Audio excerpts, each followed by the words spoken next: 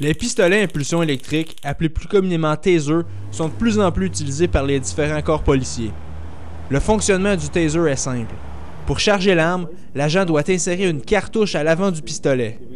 À l'intérieur de cette cartouche se trouvent deux fils, au bout desquels se trouvent de petits dards. Lorsque l'agent appuie sur la gâchette, les deux fils sont propulsés hors de la cartouche et les dards s'accrochent aux vêtements ou à la peau de la cible. Une décharge de 50 000 volts est alors envoyée dans un des fils et traverse le corps de la cible pour rejoindre l'autre fil. Cette décharge qui traverse le corps a pour résultat de contracter les muscles, rendant impossible la coordination des mouvements.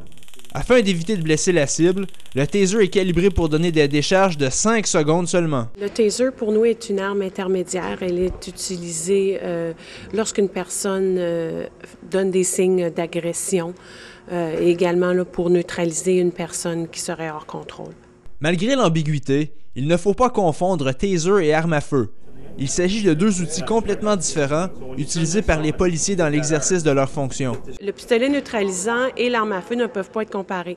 Ce sont des niveaux d'intervention différents, mais effectivement, l'officier, l'agent, doit décider quel niveau d'intervention il utilise, que ce soit seulement la communication. La présence policière est un niveau d'intervention ou aller au poivre de Cayenne, pistolet ou arme à feu. Certains services de police, comme celui de la ville de Gatineau, prennent également des précautions supplémentaires pour s'assurer que ceux qui se font immobiliser ne subissent pas de séquelles. Lorsque quelqu'un a reçu une décharge électrique, on le conduit immédiatement à l'hôpital. Et puis à ce moment-là, on attend le rapport du médecin et puis son autorisation avant soit de l'escorter au poste de police ou soit de le libérer. Malgré toutes ces précautions, il arrive que le taser fasse des victimes. Fin novembre, Howard Hyde, un néo-écossais, meurt une trentaine d'heures après avoir reçu des décharges électriques de la part des agents de police d'Halifax. Un mois auparavant, à Vancouver, Robert Dikensky perd la vie peu après avoir reçu 2 décharges de pistolets à impulsion électrique des agents de la GRC.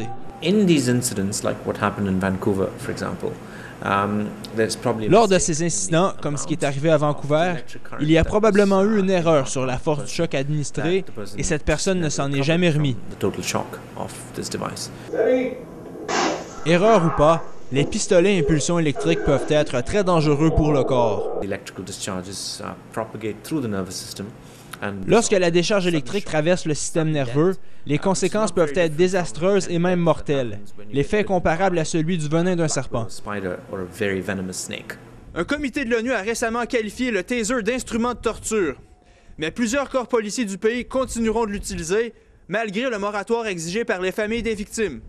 Olivier Highland, La Cité collégiale, à Ottawa.